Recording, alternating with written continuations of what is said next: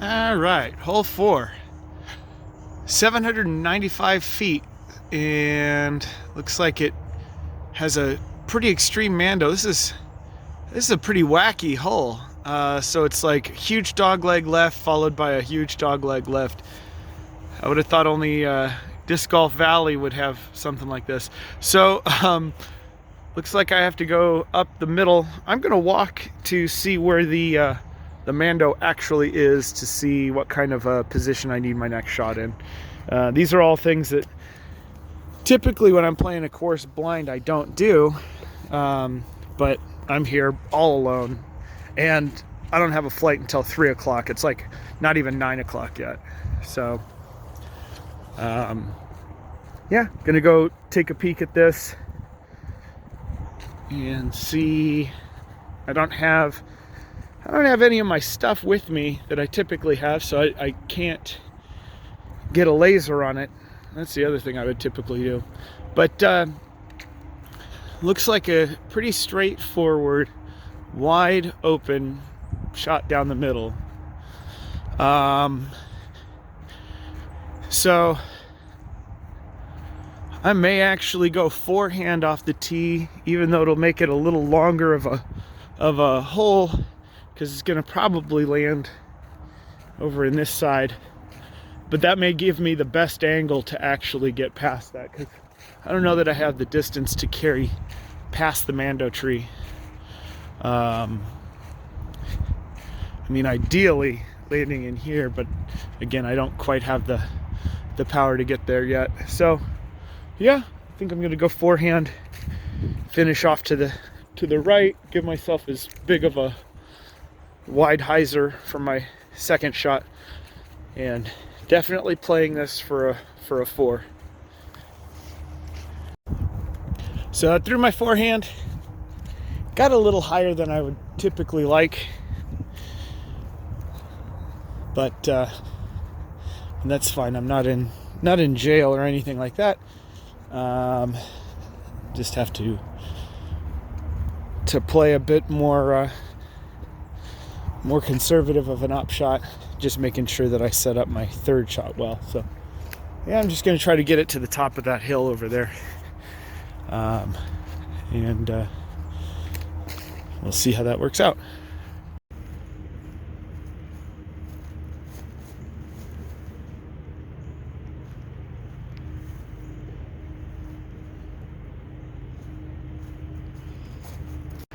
So when I stepped up to my shot, I saw this is actually the look I had. So there's a gap over there, but it goes so far away from the pin.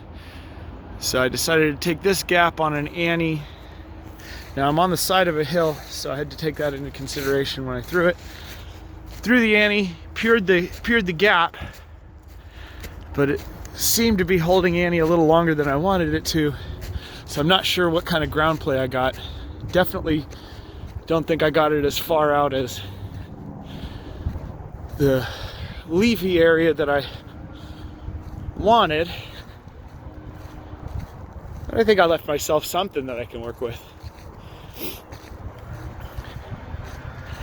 So, almost there. I mean, I'm just over here. And then gotta straight up the gut. Probably go with that the Patriot.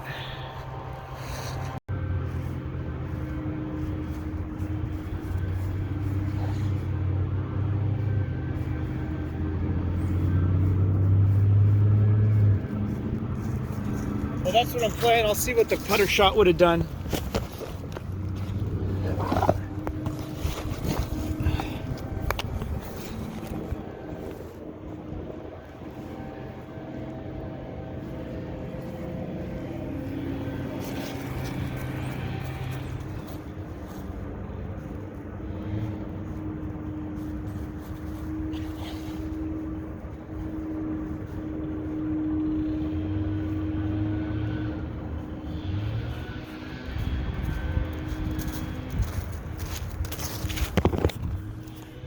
So aside from the foot fault, that would have worked out better.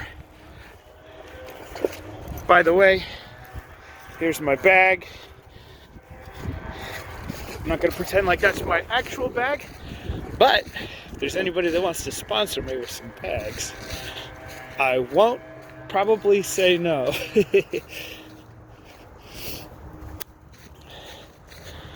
So the putter shot probably was the smarter play, just because don't risk going off target too much. I can make this putt, but it's not the putt I get to attempt.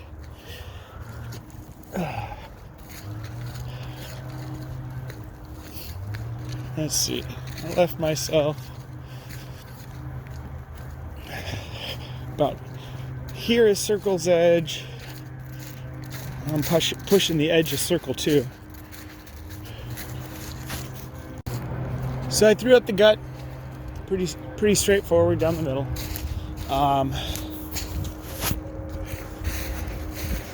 Here's my disc, and I still have to find where the basket is.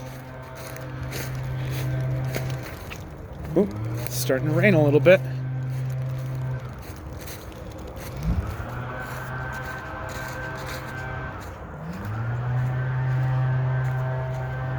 Something's got me thinking that T-sun's mislabeled for where that pin is now. I'm gonna switch back over to U-Disc, and I would bet dollars to donuts that's the basket. If that's the case, that's a pretty easy par. I also probably would have tried to end more right, probably gone forehand. Yep, nice little touch shot. Being able to put the disc under the basket and not have to putt is probably the best cold weather strategy you could have. And I think that comes into play on the run it decisions of how cold is it. My putting's pretty rough once my hands get cold. So yeah, going on to the next hole. And I guess I'll start talking about why I'm even doing this. Part of it is I want to start doing more social media, so getting comfortable talking while recording, that's always been a problem of mine. Hole 6, 579, and looks like it finishes a bit right. This one, hopefully I can trust it. Isn't that gorgeous? Anyhow, yeah, just trying to document my journey. I've been playing for a while now, taking it more and more seriously, and figure with all the unique places I have the privilege to travel to and play, it's about time that I start sharing that with everybody. I'm gonna get a little tripod soon that I can just set down so I don't have such terrible camera work on capturing shots themselves, and yeah, just get a little bit better with all of that. Okay, it might be that one up the hill, but I doubt this tee box is going to be in between, unless this is where the red tee boxes start from. I know they put on their website that they're on U-Disc that they put in the red tees just to make things nice. Oh, okay, yeah, so this is the red tee box for 6. So yeah, I got a decent pump. If I can get it to this area right here, seems like that would be the ideal landing area. It'll be a pull, but you know, with the wet tee pads, I'll probably just sacrifice a little distance to maintain control. So I'll switch over and talk more about what it is that I'm doing maybe throughout this round. And I was originally probably going to do this as Instagram, but I'm thinking I'm gonna compile it and put it onto YouTube. That way it's just a little bit more flowy.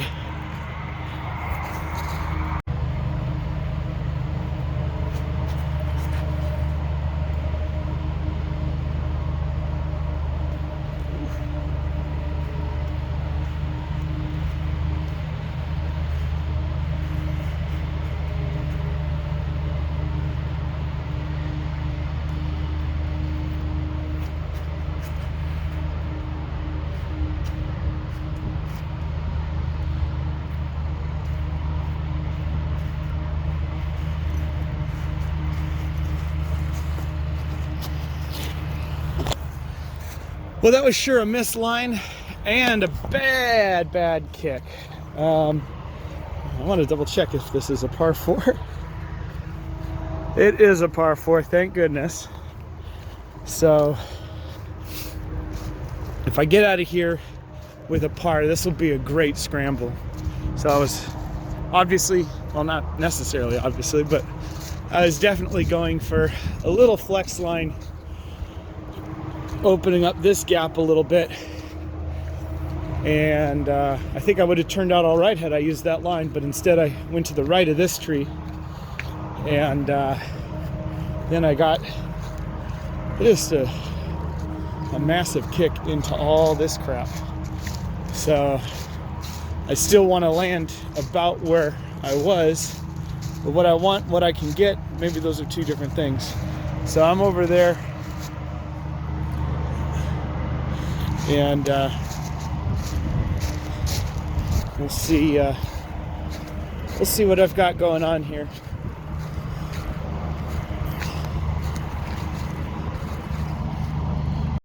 Okay, so it pitched out, didn't go very far, but I'm just happy to have a clean line to throw from now. I did slip and my foot went in the water. That was some cold freaking water. So now I got a soaker. Boy, with this line, I don't think I'm getting it all the way to the basket again. So plan my landing zone while I go pick up my other disc, which that disc kind of flare skipped over into this area.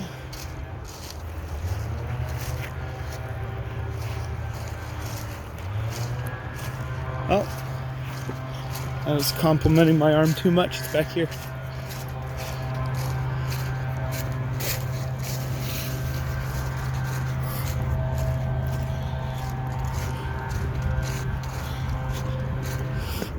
Thoughts of rollers are dancing in my head, but that's the hero shot. And I want to play a clean round. So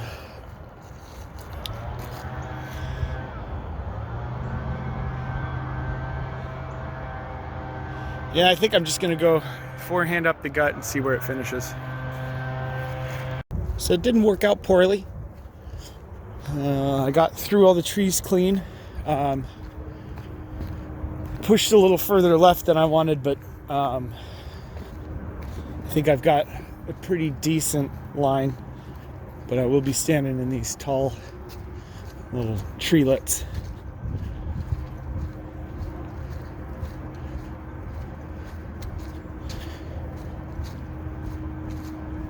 And I'm laying 3 here on the par 4. So I don't have any delusions of sinking this. So I'm just going to go with my pursuit and let it hyzer under the basket.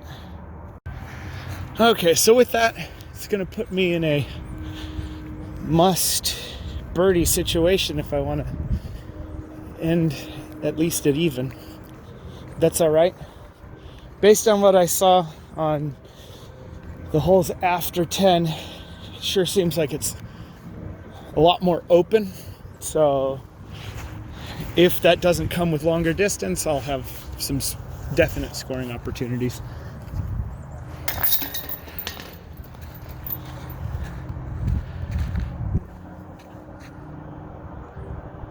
So, yeah, as I'm walking to the next hole, figure I'll talk. So, I started disc golfing back in 2017 when I got my first job as an engineer.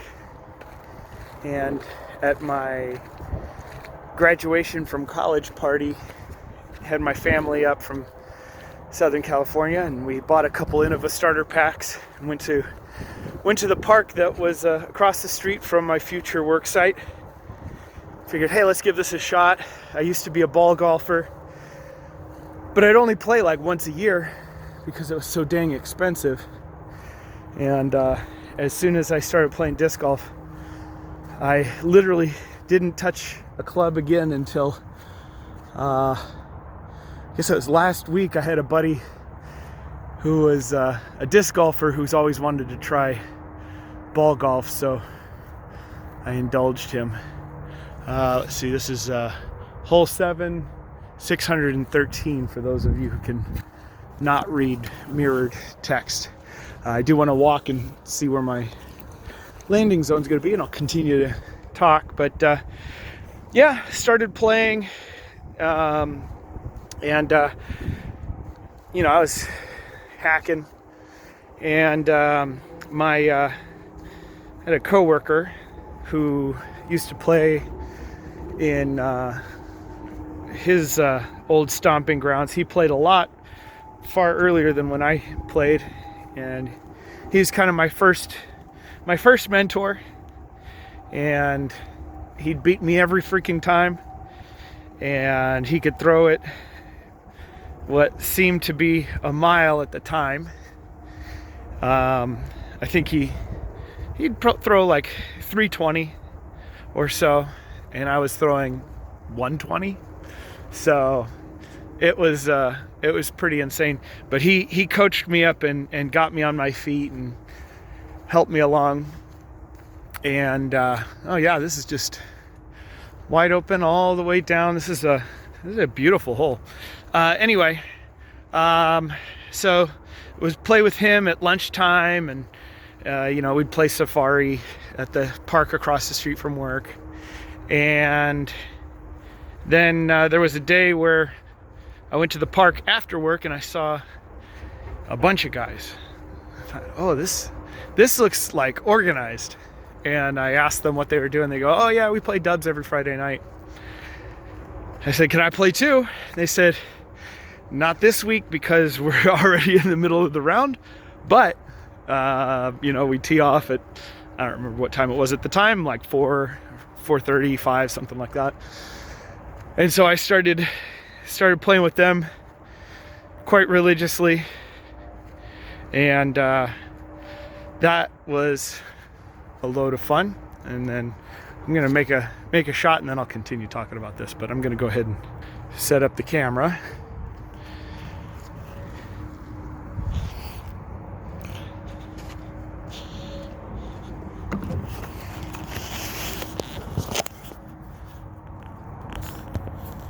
What a pretty shot. Need more discs for my jank tripod. But at least this time there's a picnic table, so it'll set that up.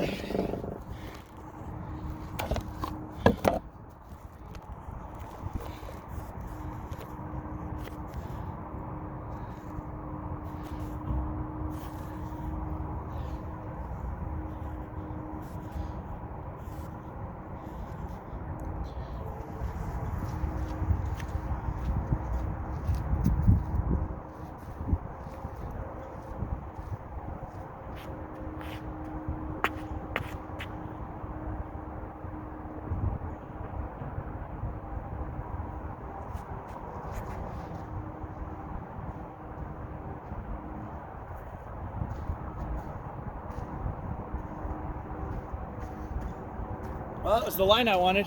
By the way, how sick is this disc? This is a stamp of my buddy Armando Villanueva.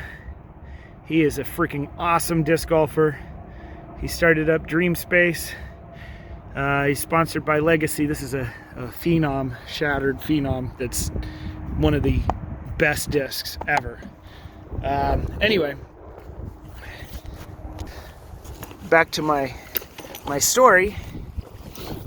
So, in playing with those guys, I ran across, I'd say, my next disc golf mentor, and the first guy that I was talking about, his name's Alex Smith, and he is a hell of a guy, great family guy, and you know, just super generous with information, time, effort, and just great person.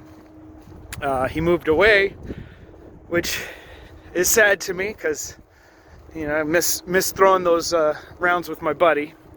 But yeah, Bobby Castaneda, he's the next person that took me under his wing, and he got me patched in with the tournament scene, and you know, he took a look at my bag, and he'd put new discs in my bag all the time. And, oh, you need to throw this, you need to throw that, and got me hooked on Legacy.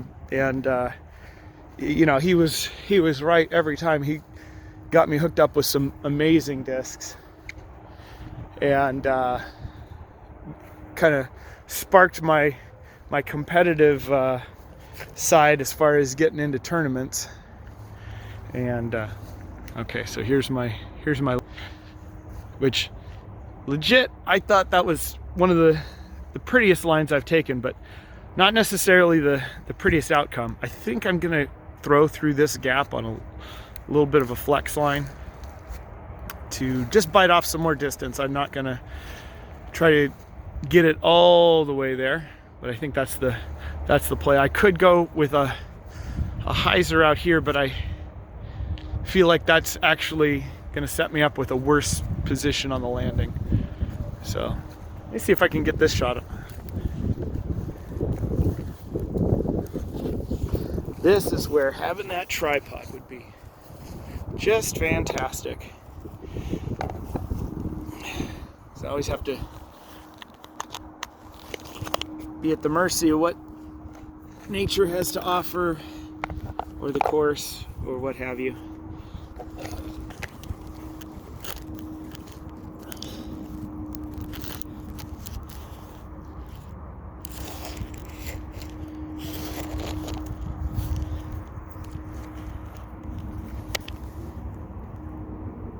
Good enough.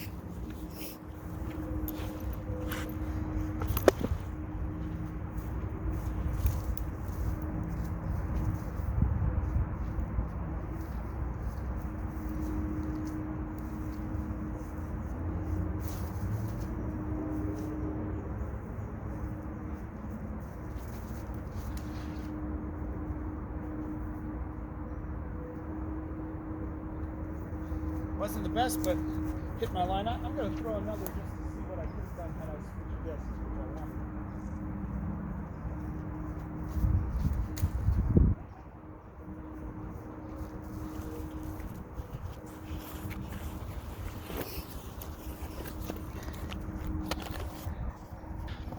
wanted. So, yeah, I started playing with Bobby a lot, and his crew of guys, all just awesome people. It's a great community, playing with all the disc golfers, but obviously everybody has a special place in their heart for their main guys. So yeah, the Madera County Disc Golf Club is who I play with quite a bit, and yeah, it was fortunate for me because we had an ace pot that's a uncapped ace pot, and it was over $1,000, and that started getting the attention of people beyond our club. And you know, you start getting higher rated players coming for a quick payday. You know, pay about $10 and you might walk away with over 1,000. Not a bad deal, especially our home course has a lot of aceable holes, so it's surprising whenever it gets up to that high number. But Armando, the person I was mentioning earlier, he came down. Turns out he lives just down the street from me. So got to start playing with him a lot more, doing field work and whatnot. And my game has just shot through the roof after just mostly seeing how somebody who's really a high level player thinks about the game, what kind of shots they do, what kind of shots they don't, what's in their toolbox, so to speak.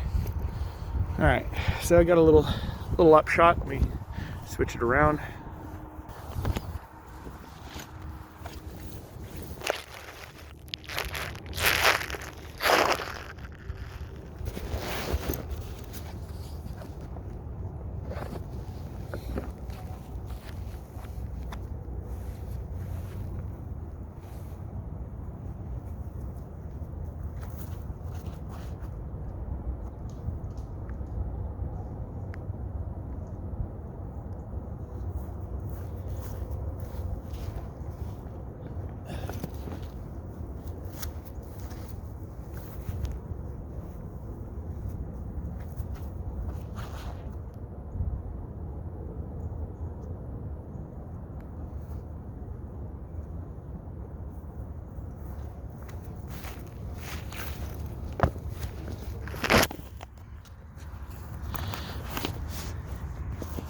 So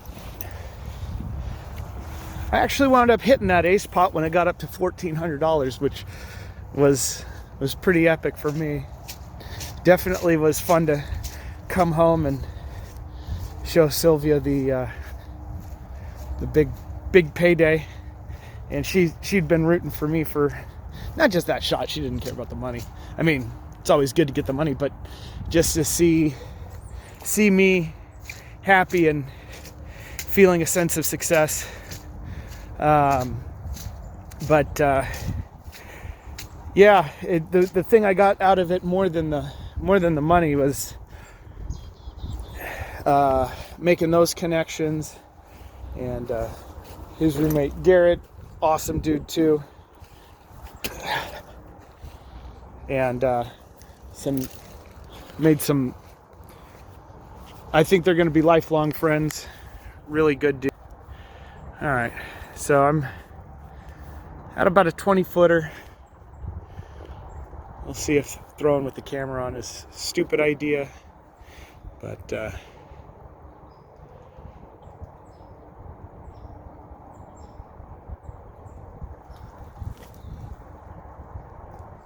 yeah, probably not the smartest, but now I'm just enjoying talking. So yeah, playing more and more, and each tournament I've played so far has increased my rating, and I got to 899 so far, and I think with how I've done in leagues, I'm going to end the year over 900. That's huge for me. And my 2023 goal is to get over 950. So we'll see how that works out for me. I'm going to be playing a lot more tournaments this year, and just trying to enjoy the process. And I was about to walk over to the red tees. I like parks that do that, giving new players a chance to go out, and even if they're playing with their buddies that have been playing for a long time, makes it feel more accessible. So this is where the holes start opening up, I think. Hole 8, 420 feet, slightly uphill, straight down the middle. So it's a par 3. I don't have 420 feet of power, so I'm just going to focus on a smooth throw, not trying to bite off too much. I'm playing for par. I made a mistake in the last leagues that I played on a 400 plus foot hole where I thought, ooh, I'll go roller because the best case scenario is I could actually get it there. And I didn't think the worst case scenario was going to be as bad as what I actually threw was. So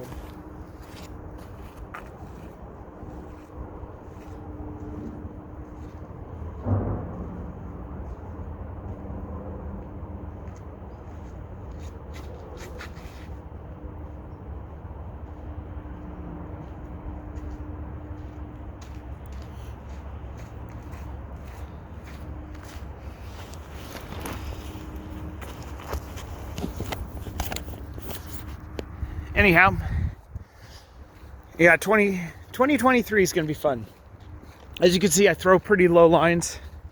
That's I think everybody's game is informed by their home course. My home course, everything's pretty short, but it has a lot of low limbs, so you're rewarded for keeping your shots down.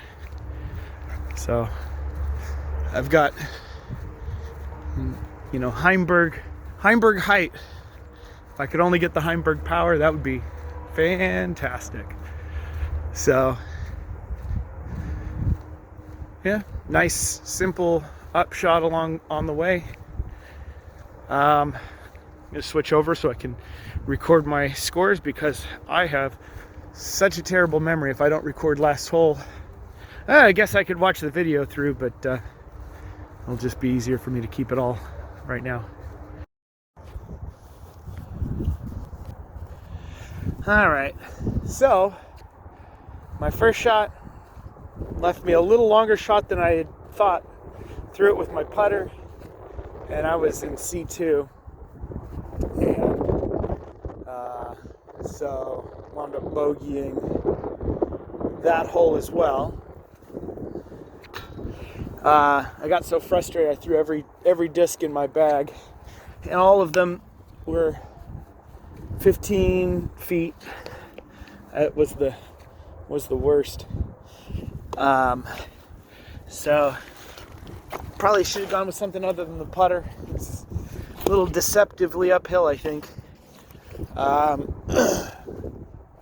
So I am a few over par now. I think 2 over par, and I'm going into hole 8. So have my work cut out for me. I'm gonna switch back to just a little video breaking down each hole from here out, unless something else strikes my thoughts to talk about. Okay, hole 9, 287, still uphill, so I'll be quite fortunate if I can get it all the way there. Let's see, where am I trying to get it to? Oh, straight up the middle. Yeah, it's about as straightforward as it gets. What a gorgeous tree. That's one thing I love about disc golf. To be out in nature, gorgeous spaces, and it's accessible to so many people. I absolutely hope that we don't go the path of ball golf and price normal people out of it. All right, so got a decent pull, but forgot that when you're throwing up, your discs are more stable than when you're throwing flat or down. So hyzered a bit more than I wanted to. We'll see how it works out for me.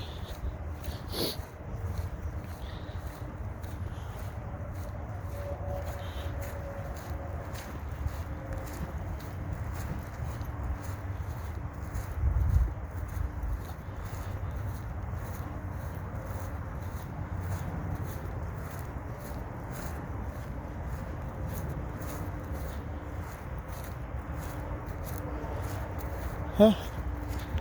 Still in circle 2. I'm not giving this a run though. Took my lumps earlier. So I'll just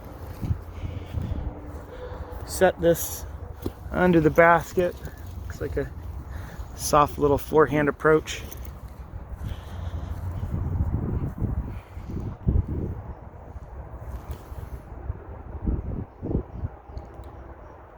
And it stood up and rolled at the very last minute. Maybe if I came in a little higher, it would have landed a little better. That's not good. Oh, even the Spikeiser that I threw, still rolling. Oh, that roll's not bad. I got nervous. It went right next to the basket, and then it just kept rolling.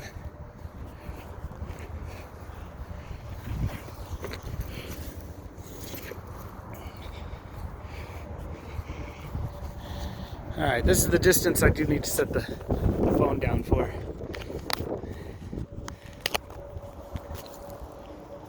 Practice like you play, right?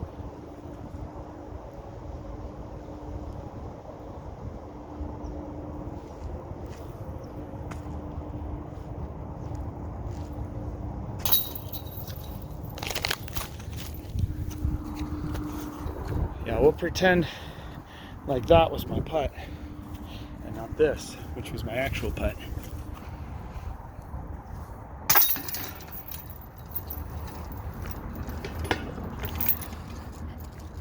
Oh, okay, another bogey. So that was another bogey, so I'm 3 over, even with my 2 birdies. That's 9 holes of play.